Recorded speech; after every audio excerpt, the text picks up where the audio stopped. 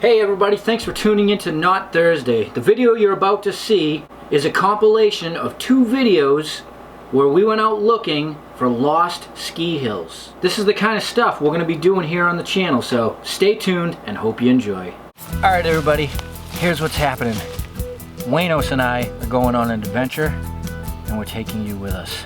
Last month I did a hiking video, and if you all remember, it's where I went up and I found those old apple orchards and stuff.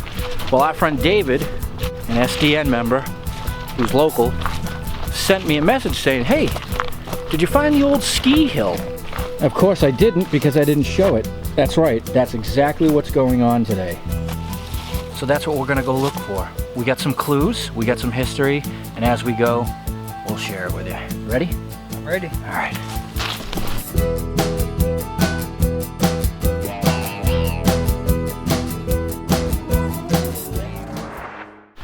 So we got about a mile hike, not too bad.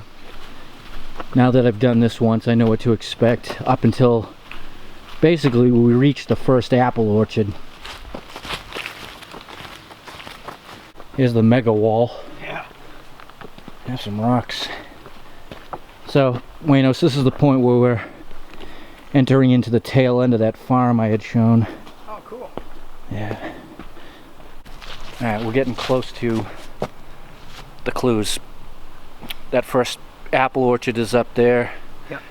It's funny, I found some information online, great website, but they said look for the white trail blaze on the pine tree. Ooh. Every 10th pine tree has had a white blaze on it. Yeah, I wonder which white one. There are many clues. Right, so we're getting close to where we need to start looking. This is where the fun starts. This is where we need to pop in and look first. I'll show you what I saw last time and we'll both look a little further. Waynos just had the same thought. What did you just say about the trees? Yeah, how odd on the kind of side top of a mountain. An apple orchard, just random. And the other one's even further up. Right. So, alright, over here is where I found dumpage. Oh yeah. Yep, you can see roofing material. And you can imagine this didn't look like that way back when. Now here's the history. A wealthy family that lived down by the bottom of the hill back in 1948 installed this private ski hill. So it's exactly 70 years old. And the information that was gathered by people who lived in town was they only used it for a couple years, but parts of the lift are still up here. And the clues I got online, it's 200 or 300 feet off the trail. Right. Which is a good distance looking through this stuff. We just need to find the best direction. Personally, I don't think it's this side. Oh, and they did say something about to the south, so... Well, that is south, isn't it? Right. Pretty much. Alright, while we're looking around, Waynos just caught this from a distance. I don't know. Maybe it's just a weird shaped rock. Maybe it's just a weird shaped rock, I don't know. Possibility. Well, I guess we can use our stealth digger surveyor skills to debunk this. Obviously, any walls that we see are going to cut off any straight line paths, because supposedly it was 500 yards long, so it was a pretty good slope. Oh, yeah. There are tons of these old ski hills in our area that popped up mid-1900s. Even near where I live, there's several from that era. We'll visit them someday, but this one's a seek and find mission, which we thoroughly enjoy. Well, let's go up to the flat spot, because you haven't seen that yet, and take a look-see around. We do know with all these walls, we're at the tail end of a farm, because there is a road out that way. So, that kind of blocks things off a bit.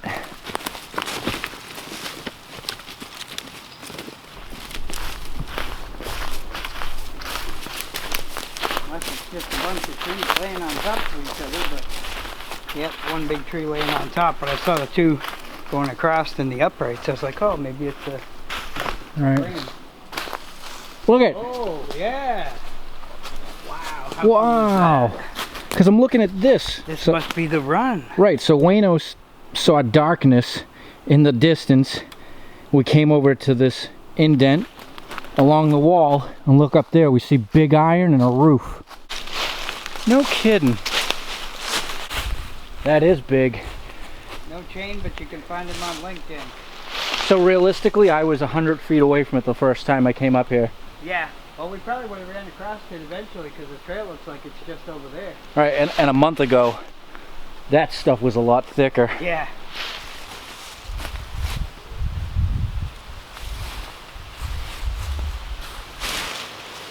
Made in Maysville, Kentucky.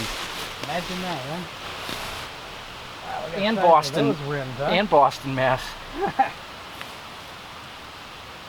Think of what it took to get this thing up here. Had to have been piece by piece.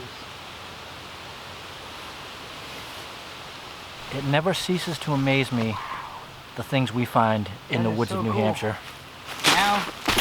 Now that once people see this, you're going to see a lot of those lowrider Hondas rolling around with these.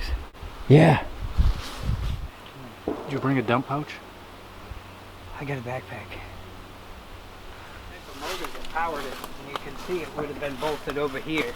Because whatever it was bolted in, and here's the splines of the shaft where it would have mounted in. Yeah.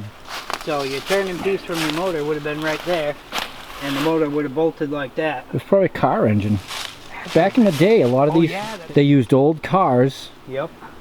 to power them. Well, thank you, David, for sending us in this direction. But here's the thing. This is up by the second apple orchard. That structure back down there was the one you saw in the last video. It doesn't belong to this line. Oh, okay. Because this is Oh, going that would be due further south. over. Yeah, Yeah. so that wouldn't be in line with that. No. But interesting, nevertheless. So I wonder if that means there's something down the bottom. I think you and I should take a little side trip and walk down there just to see what kind of run they had. Because And I'm assuming this would have to be the top. yeah. So if this is the top, there must have been something at the bottom, unless there's just like, all right, whatever you crash into, come back up and we'll send you down again. We'll go look. There had to be pulley wheels Or something. every so often just to support the people and rope. This structure and roof was put on 70 years ago, but yet anybody else that lives in a house has to have their roof done every 20 years. Yeah, some every 10. All right. We're gonna go down the slope and see what we find. Oh, they didn't have too much of a strip of good terrain. No. Wow, we might end up walking right in the swamp. Yeah. It's something. If it was not for the colonial wall, you would never have any idea anything was here. Right. Unless you saw that big chunk of iron up there. It just keeps getting worse down here. So when do you know when to stop? Well, when you hit that. Right. That's it. There's nowhere else to go. Except in a big pile of rocks. Right. That's odd, huh? Yeah. Through the glacial debris. Oh, here's another layer of time. Oh yeah. Barbed wire. Wonder if that's from the horse ranchers. What was that? This is one of my favorite things to examine in New Hampshire. Rock walls built amongst piles of rocks. Like the colonial Stonehenge. Yeah, this is definitely the end of the line. Yep. The only thought we have is maybe it came down the mountain and banked off to the side here, so we're gonna go look up in that area. So that looks exactly like what it did. It came down, banked off to the right, and although it comes up a bit to this fern bed, this is the first clearing and apple orchard. Very interesting. Oh yeah. So maybe that building up there was kind of their base camp. They Probably. skied down into this little valley, Right. caught the lift up. That would make sense. That was a little hut to get everything all set and move down the line. Awesome. Good time? Oh yeah, awesome. Exploring, finding out something could be in an area, searching it out, and then out of nowhere it just appears.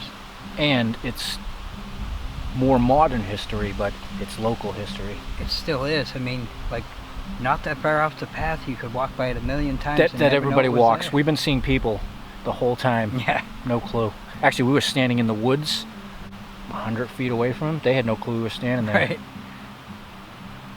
Today we're going to take a walk out to a lost ski hill here in New Hampshire. There's some pretty interesting stuff up here, even after 40 years. This time around, we're taking the metal detector to see what we can find, so stay tuned.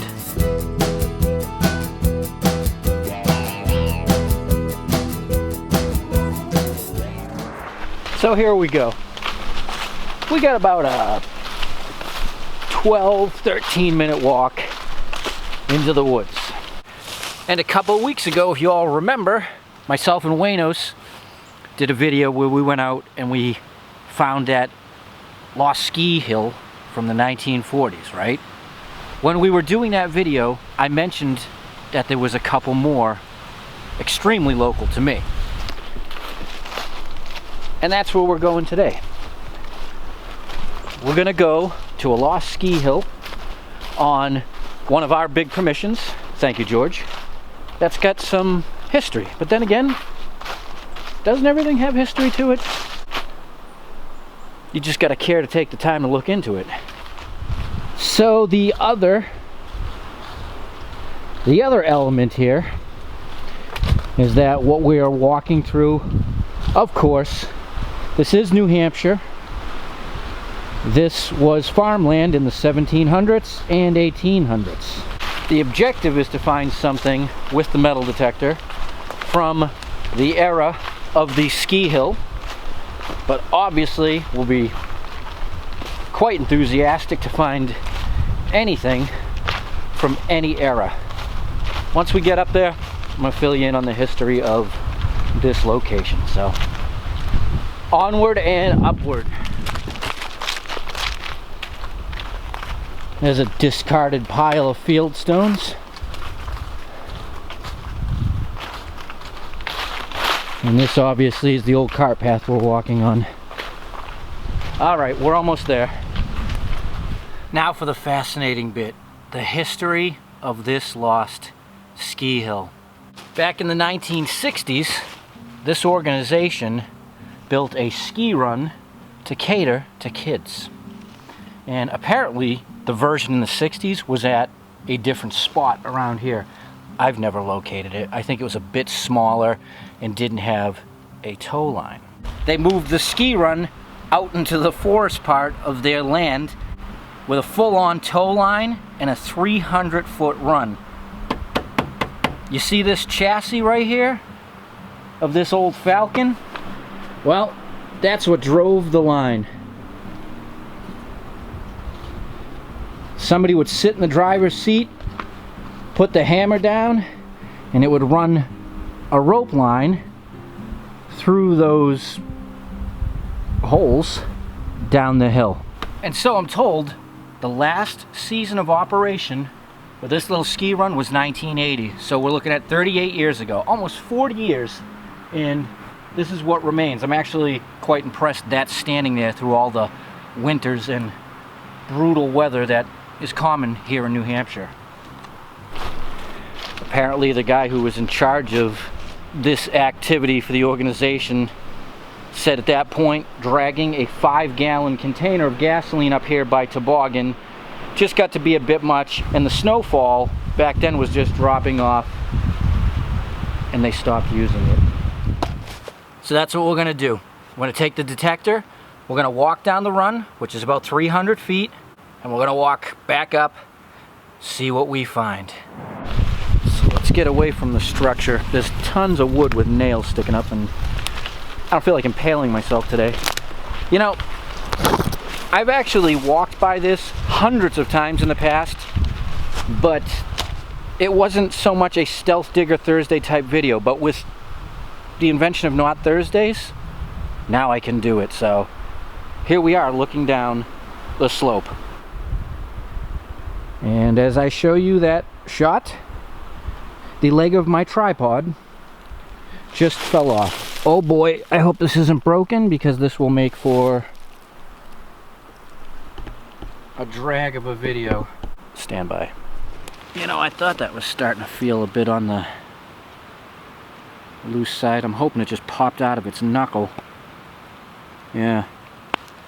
But boy, that pops out awfully easy. When I got this Joby tripod back in, I don't know, April, it was so tight, and now it's just very loose. But all right, back to what we were doing. So I have no expectations as to what we may find. A clad coin from 50s, 60s, 70s would be cool. Again, we're on colonial ground. This is all old pasture up here. So, the possibilities, pretty big.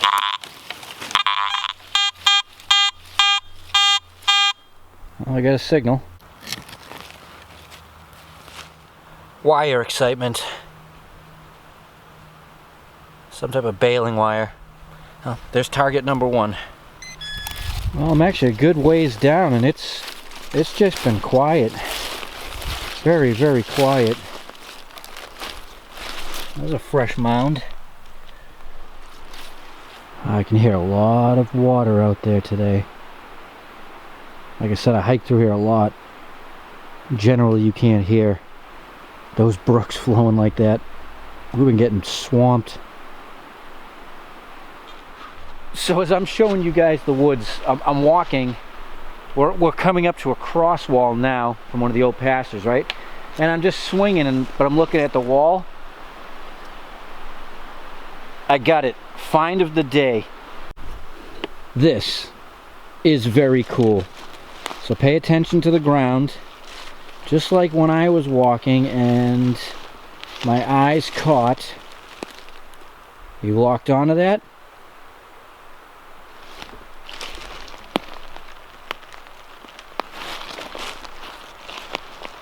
Look at that. It's the tow line. Wow. That is some heavy duty stuff.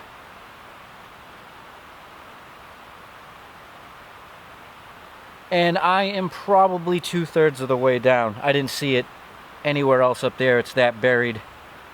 38 years of leaves falling is quite a bit. I didn't expect to find that.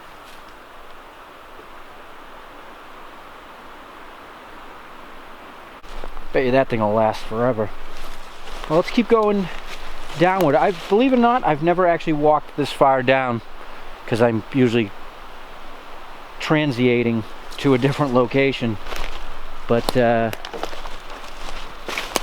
wow, that gets really steep. Let me show you back up there. That's pretty steep coming down, and then they just blasted a hole in the wall here to navigate through. Jeez.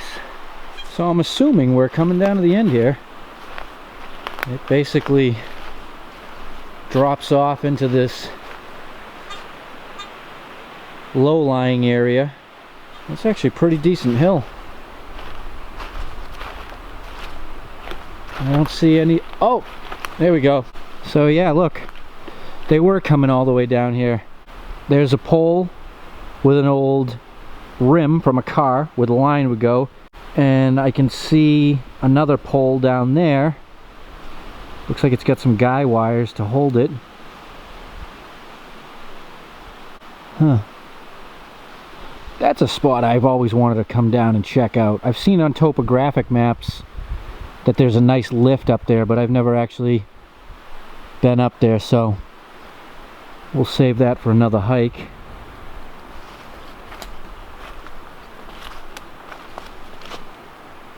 There's part of the past.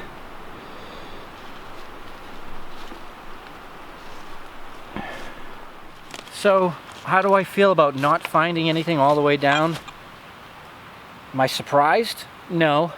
For those of you who don't metal detect, you'd say, well, why would kids have money out there or anything else while they're skiing? For those of you who do metal detect, you know that no matter where you go on the planet, under any conditions, you're gonna find stuff. And for whatever reason, you're always gonna find clad, money, coins. All right, I'm going all the way back up, scan again, and then around the Falcon.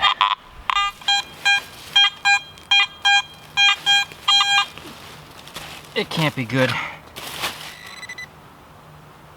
Oh, wow.